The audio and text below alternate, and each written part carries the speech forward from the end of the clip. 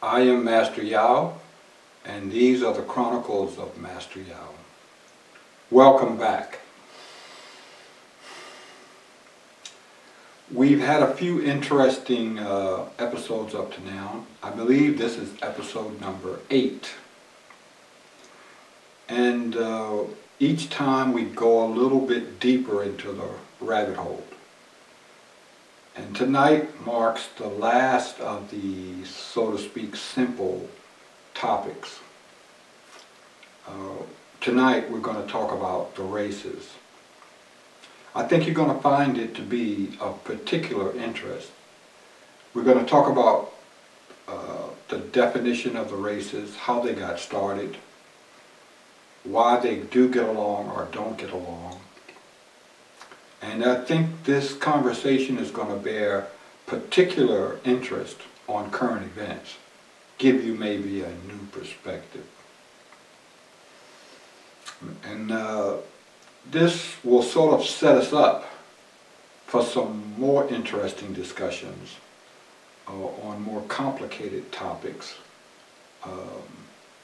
that are going to lead us perhaps into a better understanding of culture or the lack thereof.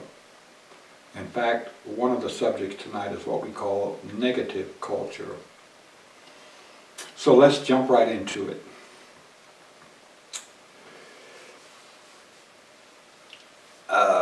Perhaps we should start by saying that there are 4 races, 4 dominant races, that is to say. And they've been here on Earth for quite a while.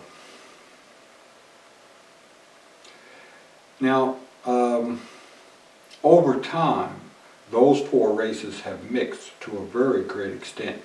So we can't really say that there is any pure race left.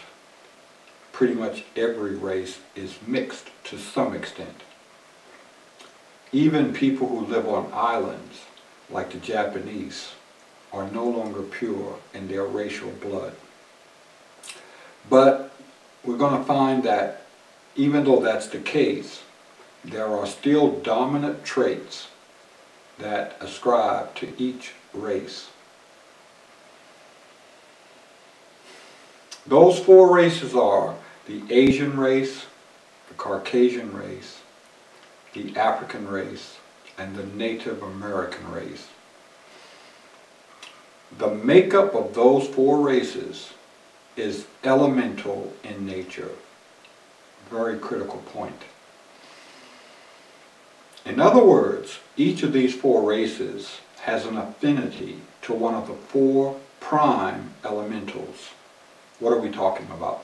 We call those elementals earth, fire, water, and air. In other words, what we're saying is that that's how the races got started. They are elemental in nature. The assignments are as follows. So the Asian race is assigned the air elemental. The white or European race is assigned the fire elemental. The Native American race is assigned the earth elemental. The African or black race is assigned the water elemental. They're not arbitrary assignments, as you're going to see. Let's note for the record that the names given are not the actual names of the races. If they had names, they've been lost in time. We call the Asian race the Asian race. Why? Because people refer to it in so many different, the Chinese, the Indo-Chinese, the Eurasians, the Sino people, the Mandarins, Orientals. They've come up with all kinds of names for them, none of which are accurate in my opinion. The truth is we don't know their real name. Same thing with the African race. There's no such thing. Africa is the name of a continent. It's not the name of a people. Some people used to call them Ethiopians in ancient times, and they're, depending on what part of the continent of Africa you're on, they call them all types of different names. We're just going to refer to them as the black race or the African race. And when we're talking about Americans, we will say African Americans. The Native Americans are tricky. There is an indigenous population in what is called America.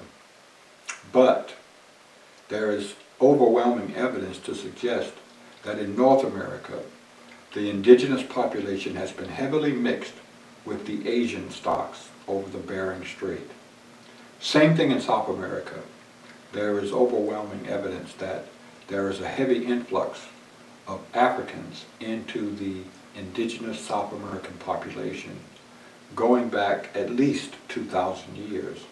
So Africans have been coming to America before the Vikings, before Columbus, and many of the Africans that landed by ship in South America and Central America migrated north and mixed especially with the Native Americans in southeast portion of the United States. We know this by study of linguistics, archaeology, and most importantly by recent breakthroughs in DNA science. What we are seeing now, what we're learning now, is that populations and people groups have moved about on this planet much more than people thought before. We have some record of this in Europe, where peoples have moved all around Europe, and one minute the people group is over here, the next minute that particular language speaking people is 400 or 500 miles away. The same thing has happened in Africa. The same thing has happened in North America. What is an elemental, and why do they define the races?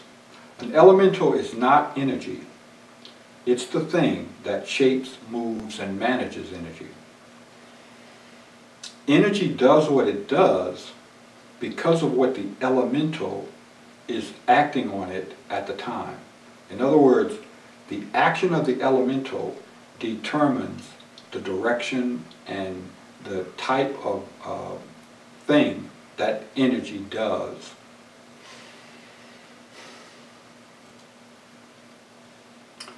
Racial difference is the reason why we have 4 blood types, O, B, A, and AB. Although the blood types used to be different, the mixing has changed the blood types. They're not the same as they used to be. Each race has a different brain chemistry. Each race has a different digestive system. Each race has a slightly different diet, or should. Now, every human has human DNA.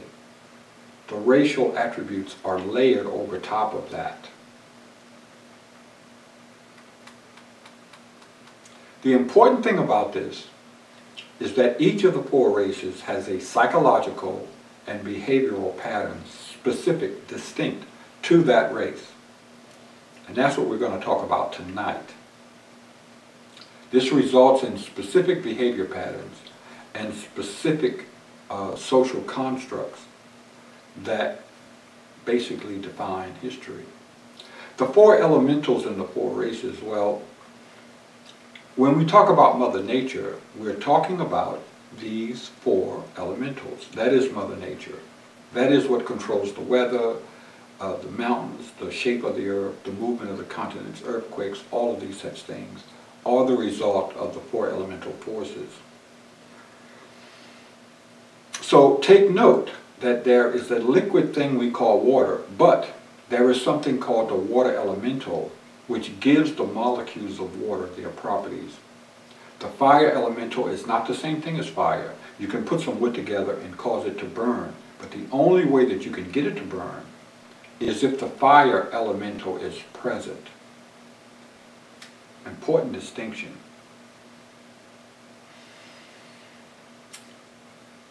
Elementals deal with energy, boundaries, and sacred geometry. Earth and solid compounds, solid molecules, crystals, are the product of the earth elemental acting on atoms and molecules. If the air elemental impacts on those same molecules, they become gaseous in state.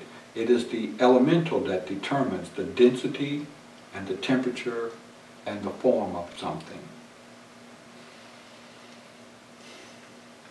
Let's define these four elementals. And as we do, we will define the characteristics of the race associated with it. We're going to start with the air elemental, which is connected to the Asian people. And this is how we derive at what the air elemental culture is.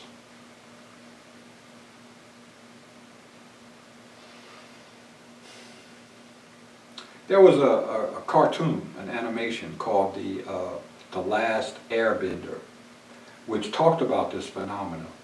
I thought it most interesting. You know, we can use that as a reference because it's surprisingly accurate in its depiction of the characteristics of the four people groups.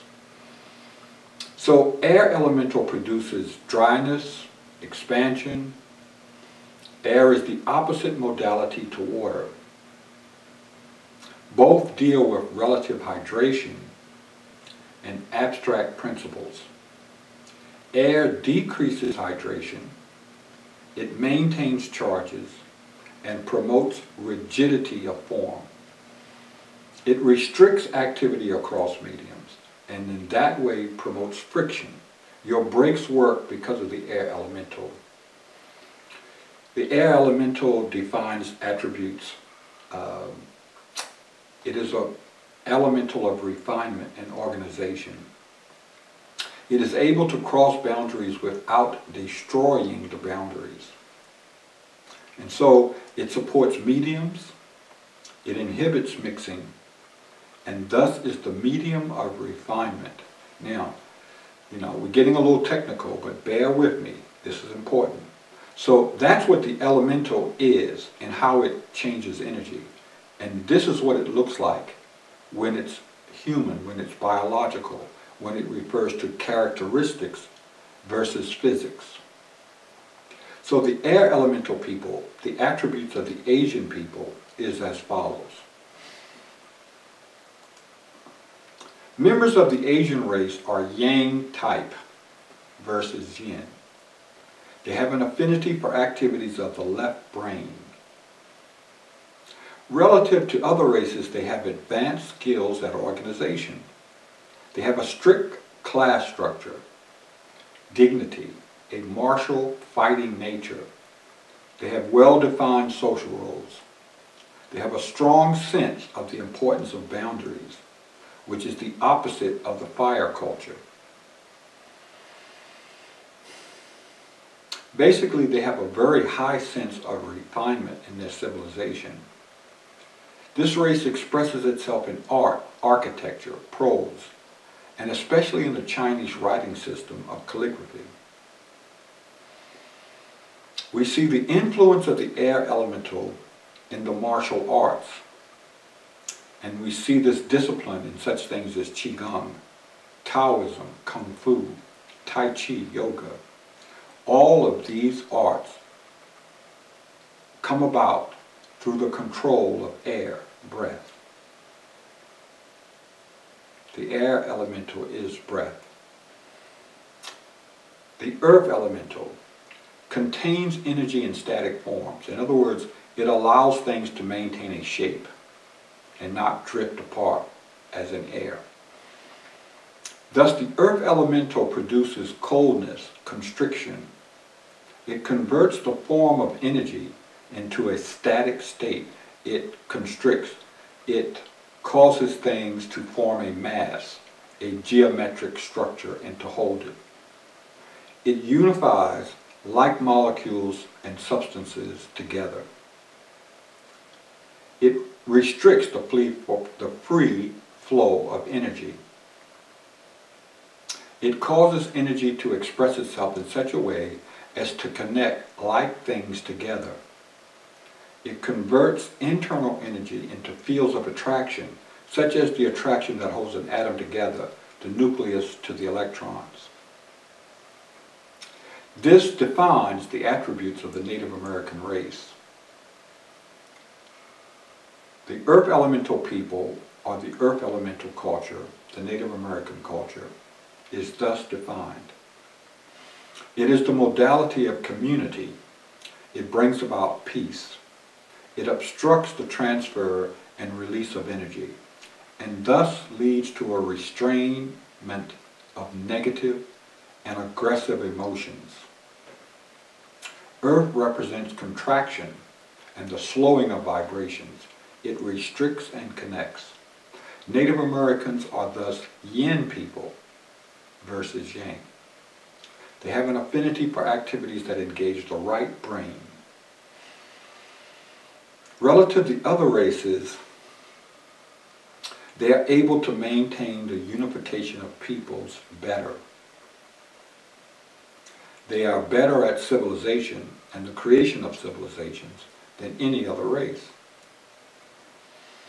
They are grounded. They are able to compromise. They feel connected to the earth where they live. They never consider that they own the earth. They're territorial in that they feel connected to it, responsible for it, stewards of the earth. They're caretakers of the earth. Their spiritual nature is bound to the earth. They live true to their word and maintain a value system. They are suited to be simple agricultural people, hunters, gatherers. And this is not a bad thing. I don't mean it in a bad way. The earth element brings out conservatism and stability. Native American peoples do not do well in urban environments. They belong on the land. Earth Elemental promotes loyalty, service, and moderation, and an aversion to change, which is perhaps their only fault. Let's talk about the Fire Elemental. The Fire Elemental produces heat and increases in the rate of vibration. It releases bonds that hold energy in check and keep energy within confines. In other words, the earth causes energy to remain in a confined space, a shape. Fire destroys that and causes it to explode, to be out of the bonds. Fire breaks energy boundaries. It cannot cross an energy boundary. It breaks it. This release of the boundary reduces mass and transfers energy from a static state to a free state. Fire induces the fusion of unlike things and substances and molecules into the same thing. It breaks them down. It makes things that are not alike, alike. The attributes of the European race, the white race, the Nordic race, so to speak, is related to this and defined by this. And this is how we get the fire culture, the culture of the fire people. The fire elemental is the modality of fusion. It is the modality of consumption. Fire excites. Fire destroys the existence of complex organisms and is the enemy of civilization. Think about that. We didn't say it's the enemy of technology. We didn't say it's the enemy of industry. We said that it works against the building up of civilization, culture.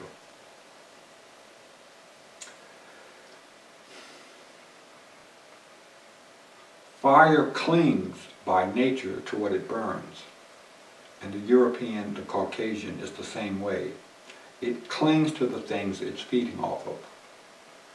And this is why they have this propensity to engage other civilizations, other cultures, other people. Europeans are yang type. They have an affinity for activities that engage the left brain. They have an advanced ability to harness energy and make it do useful work. Fire people are aggressive. stemming from the role of fire in the releasing of bonds.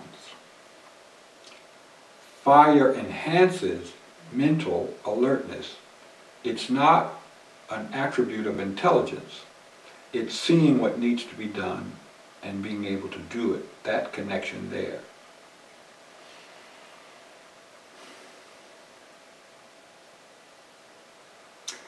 Fire has, in the fire culture, it gives people there an intensified or greater ability to communicate. Europeans, however, have some issues that are the result of the fire culture. They do not respect boundaries. When a fire starts, it keeps burning. It doesn't stop because it destroys boundaries. And the European culture does not respect boundaries. They don't understand what's theirs and what's yours. They don't understand the nature of a border. They don't understand the difference between man and woman in respect to rights. Fire clings to the fuel and must have a fuel to burn. And this is really important because the fire culture, the European, the white people. So let's look at negative fire culture. We're going to do a quick version first. And I just want to give you an idea of what we mean. When you get into negative fire culture, it's very, very bad. Very, very bad. And again, this comes about through technology and money. So negative fire culture, here's what the state looks like. In negative fire culture, it is like a wildfire that's gotten out of control. Money becomes a religion. The population throws evolution aside in a terrible effort to obtain money. And the more money that is obtained, the more money in circulation, and the more the people at the top have money, the more the people at the bottom are rushing in an obsession to catch up, which means it becomes a self-fulfilling thing, a perpetual thing, where you've got to constantly get more and more money and consume and consume and consume, and it just keeps spinning out of control. In this scenario, principles, truth, and justice are sacrificed. In negative fire culture, anything is sacrificed if it conflicts with commerce. Boundaries mean nothing. Nothing means nothing if it blocks commerce. Consumption and credit become out of control.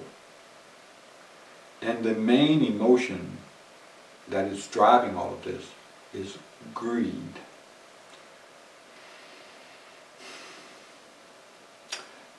Okay, I think that we can see that ever since the Civil War, the Europeans in America have been in negative culture. This started in Europe, and we talked about this in a past episode. It resulted from the elimination of the indigenous culture of Europe. Once in America, it rotated back and forth, the Europeans did, from negative culture to positive culture. They had many decades of positive culture because there was so much room to expand. In other words, the fire kept eating more. And as long as there was more forest for the fire to burn, things were okay. And there was positive fire culture.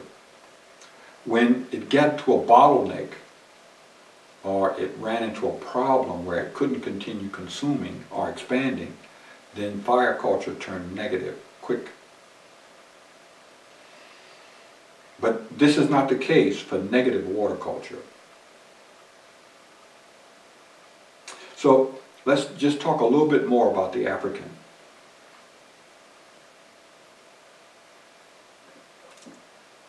And now we're talking specifically about African Americans, which are different from mainland Africans. We're talking about African Americans. So African Americans, for the most part, have an affinity to the water elemental. They are yin people, as we said, and they function from the right brain. They are intuitive, especially the female. African Americans are people of spirit, of the rivers, of the blood. They have an affinity to rivers, boats, ships, fish, waterfowl, to singing, dancing, to music, the power of sound, to the words of power, to rhythm, poetry, and things which make thoughts flow. They're very creative in thinking. They have an affinity to the beauty industry, rituals, and to social events, and they are the most expressive people on the planet. However, African Americans are mixed race for the most part. They are not true Africans. And when you do a little research, some surprising things come forward. This body, this group of people we call African Americans are really 4 groups of people melded into one. We could say that there are 9 to 13 tribes of African Americans. And that would be an accurate statement. They're coming from 4 main racial stocks. They're coming from West African DNA stock, Central African DNA stocks, Native American DNA stocks, and the Irish, which is a European stock. Yep, that's correct. You heard me right.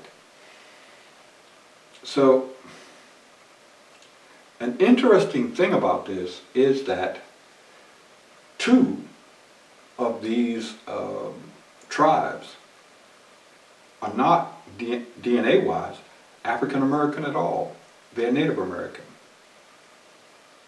So the Cherokee and the Catawba, which are in southeastern America, already had heavy African blood in their DNA, which they obtained long before Columbus.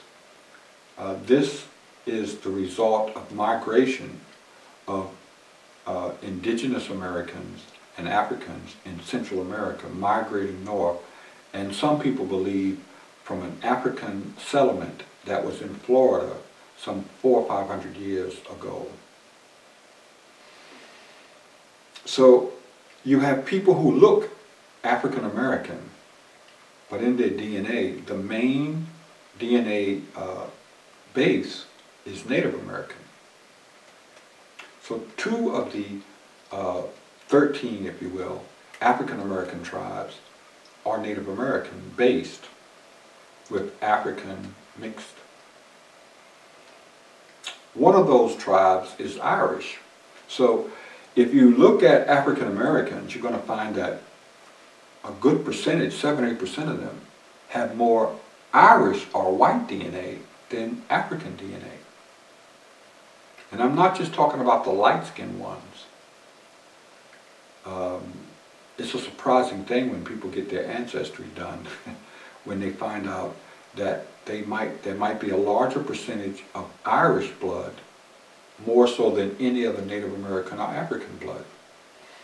So one of the African American tribes is more white than black. And let's look at this Irish for a minute. So the Irish is not a typical Caucasian blood stock. It's atypical. They're island dwellers, Ireland. For many centuries, this island of Ireland, which is near Britain, was served as a colony for the Vikings. So within the Irish stock is a heavy Nordic influence, the people from Sweden, Norway, whatever. This goes back a long, long time ago. Then around 13th, 14th century, the Celts invaded Ireland and mixed with them. So there's a Celtic influence there, over top of the Nordic. And about 200 or 300 years ago, the British, the Anglo-Saxons, invaded Ireland And so on top of all of that, you have an Anglo-Saxon DNA mixed with these other DNAs. So the Irish people are really a mixture of a weird kind of a Native American, European blend. And then they came to America. When they got to America, they were considered immigrants, and they were considered a subgroup between blacks and regular whites. The Irish were looked down upon back in the day, and therefore they had the tendency to mix with the whites above them, or the whites who considered themselves above them, and the blacks below them, more so than other whites. And so you're going to see that there is maybe 6 to 12 African tribes which were the main supply for slaves coming to America, and thus are the main ancestors of African Americans. So you've got about 2 Native American tribes, 1 white tribe or Irish tribe, and 6 to 10 African-based DNA stocks in what we call African Americans. So let's get back to this negative water culture. What causes it? It is the onset of the conversion from positive water culture to negative water culture. And blacks after slavery entered positive water culture for quite a few years. Probably from the end of the Civil War to about World War II, blacks were engaged in a positive water culture, a positive expression of their culture they were building. And after that, things changed. What caused them to change? There are 2 things: stagnation in religious practice and sexual suppression. Remember, those are the 2 main driving forces in the water culture: religion, sex. In negative water culture, let's describe it. It's like a great pristine river spilling its banks and forming a huge stagnant swamp filled with stagnant water and all kinds of snakes and things like that. As far as you can see, that's what negative water culture is like. The fire is like a wildfire out of control. Negative water culture is the opposite. It's like a river descending into a swamp and not being able to move, cleanse itself and be natural, not get to the ocean. That is negative water culture. Now the catalyst that caused it to change so quick is integration of blacks into negative fire culture. We're not saying that the whites were responsible. That's not what we're saying. We're saying that the change already started to happen because of religion and sex. But the integration into whites accelerated it, because you had a water culture people integrating into the opposite energy, a fire energy, and a negative fire energy at that. The dominant emotion in negative water culture is marked by lust without discipline. So in the fire culture, it's greed. Now, the main thing that we see in negative water culture is the elevation of form over function. Form, the way things look, the way things appear,